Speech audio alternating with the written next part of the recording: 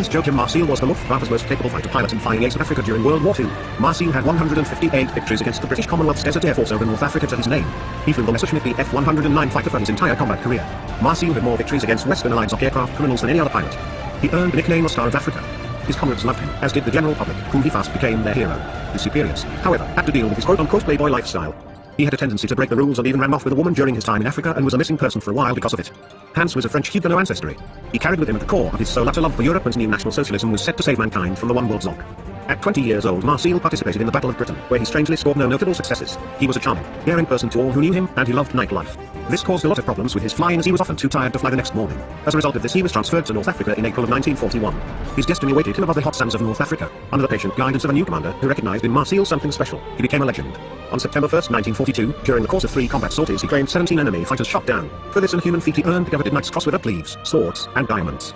In this photo, take note of his German cross in gold, on his left pocket, and Iron Cross First Class, on his right pocket, medals. The ribbon seen attached to his button represents an Iron Cross Second Class. Marseille also was awarded the honorary Cup of the Luftwaffe, the pilot, observer badge in gold with diamonds, presented by Reichsmarschall Hermann Göring, the medaglia to the highest Italian award for bravery, presented by Benito Mussolini in Rome, the Africa Cuff Band, posthumously, and the front flying clasp of the Luftwaffe in gold with pennant 300, which is a medal that was awarded for standing for 300 missions. Not to mention his coveted Knight's Cross, with oak leaves, swords, and diamonds. He was a true hero.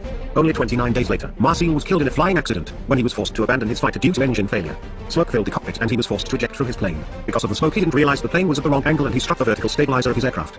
He probably died instantly, or was knocked out, preventing him from opening his parachute. As one could imagine, it was a terrible blow to the morale of his comrades. The unit had to be taken out of active service for a whole month because of his death. In his autopsy report, Dr. Pick stated the following. The pilot lay on his stomach as if asleep. His arms were hidden beneath his body. As I came closer, I saw a pool of blood that had issued from the side of his crushed skull. Brain matter was exposed. I turned the dead pilot over onto his back and opened the zipper of his flight jacket, saw the Knight's Cross with oak leaves and swords, and I knew immediately who this was. This pyramid monument was erected by his comrades after Marseille's death.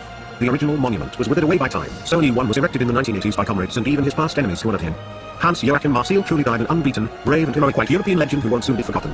One day he will have his correct spot in history, as so many National Socialist freedom fighters well deserve and will no doubt one day achieve, because this is a war of truth nowadays, and lies don't win wars of truth, now do they, Zog. In 1989, his family, countrymen, comrades and former enemies gathered in Egypt to honor him. What a superb human being he must have been. And on a side note, Marseille would fly back to the area after a battle to look for the pilots of the planes he had downed, in hopes of helping them. If they didn't have time to parachute out, he would sift through the remains and find their dog tags and other personal identification items and deliver them to their base. This was quite a daring thing to do, and his superiors ordered him not to do it any longer, but being who he was, he still did it. They broke the mold when God made Joachim Marseille. We hope for your brave white European soul to rest in an everlasting peace. Hail to the great shining star of Africa.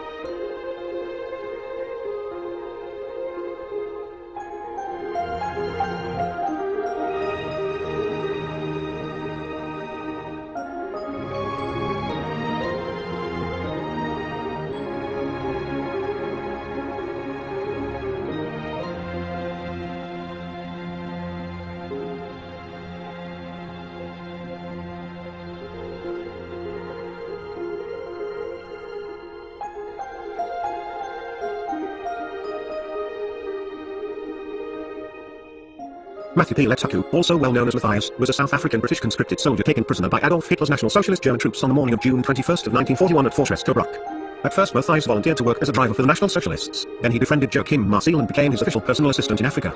The two had become such good friends that he would attend a ceremony for Joachim Marseille decades later. Corporal Matthew P. Letsaku came from Africa to attend the 16th German Africa Corps reunion, which took place from September 1st through September 2nd of 1984 in Stuttgart, Germany, as a special guest of honor. Matthew Matthias Letsaku and Joachim Marseille's strong friendship is a great reminder that National Socialism is not against the other races. All races can get along. However, all races are not meant to be forced to live among one another, nor are any two specific races. The concept is understandable, but when a Zog is intentionally taking over nations and implementing such measures, relations between the various races can clearly turn sour.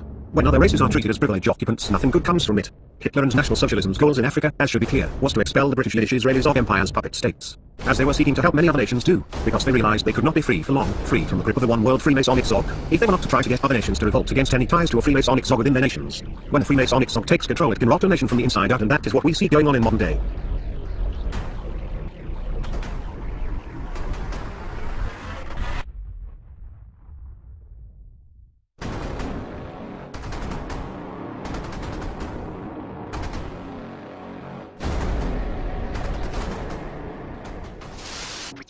Here's an interesting quote from Adolf Hitler himself on the topic of African liberty. It is not a question of one nation in Africa having lost its freedom. On the contrary, practically all the previous inhabitants of this continent have been made subject to the sovereignty of other nations by bloody force, thereby losing their freedom.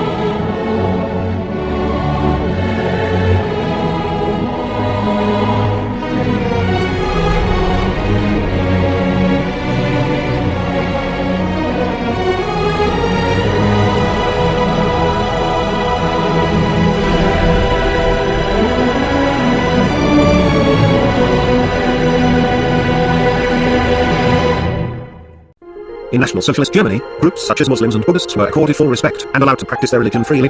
In the pre-war years, National Socialist Germany helped organize a pan-Islamic World Congress in Berlin. The Berlin Mosque held regular prayers even during the war years, attended by Arabs, Indians, Turks, Afghans. While the British in Egypt and Palestine were treating the Arabs as conquered subjects, the Germans were treating them as equals, as comrades.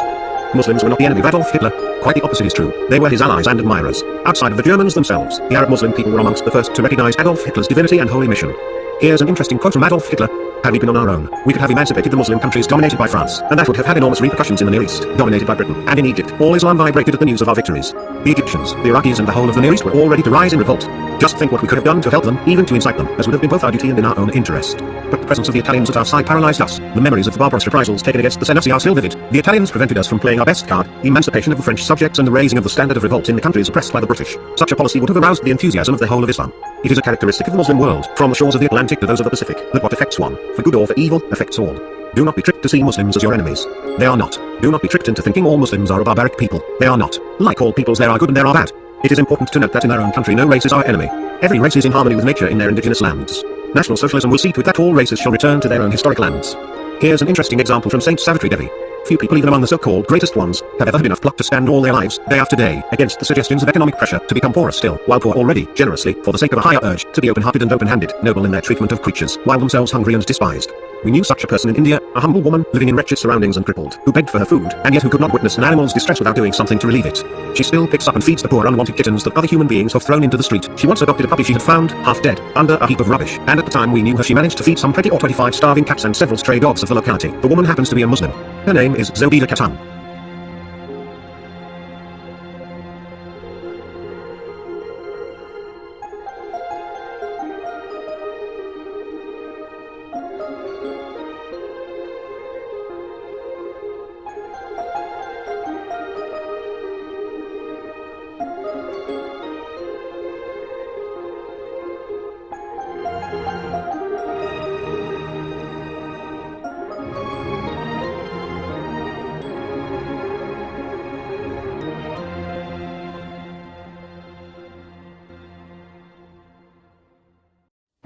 The Free Arabian Legion was a German military unit formed from Arab volunteers from the Middle East and North Africa. They would later fight in Greece and the Caucasus. The Free Arabian Legion was formed with the assistance of the Grand Mufti of Jerusalem, Hajj Amin al-Husseini, whom said, "The Arabs are Germany's natural friends. They are therefore prepared to cooperate with Germany with all their hearts and stood ready to participate in a war, not only negatively by the commission of acts of sabotage and the instigation of revolutions, but also positively by the formation of an Arab Legion." In this struggle, the Arabs were striving for the independence and the unity of Palestine, Syria, and Iraq.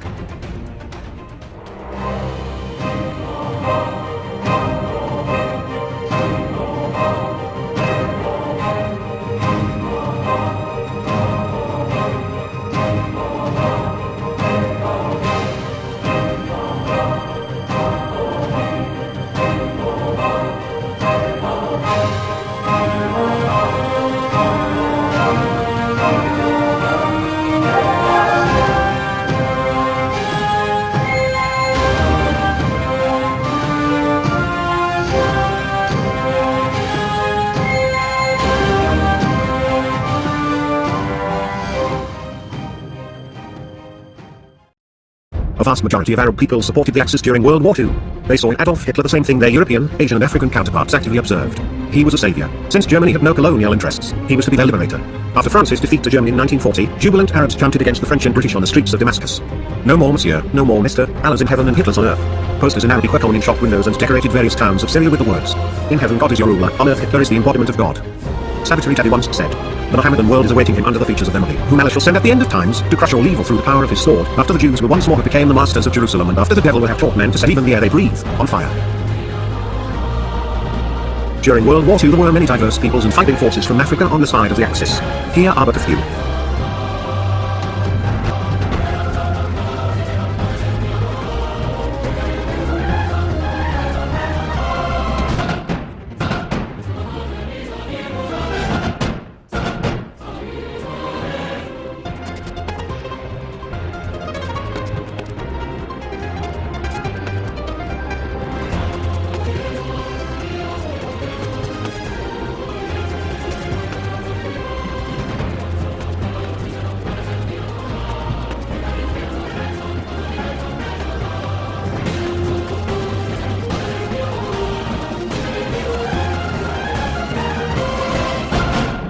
This poster depicts a Dubat warrior who fought for the Italians in Africa. The Dubat people originated from Italian Somaliland. The word Dubat itself was derived from a Somali phrase meaning white turbans. The poster compares the Dubat warriors to lions, and it would seem to be correct, as their record in combat was very good. They proved to be loyal, effective and well-disciplined troops. Note the yellow partial fascia symbol in the background. It has been respectfully said about the Dubat. With the courage of their race, fueled by love for the flag and the belief in the higher destinies of Italy and Africa, they gave during the war many proofs of the most brilliant heroism. With great generosity and similar faithfulness, they gave their blood for the consecration of the Italian Empire.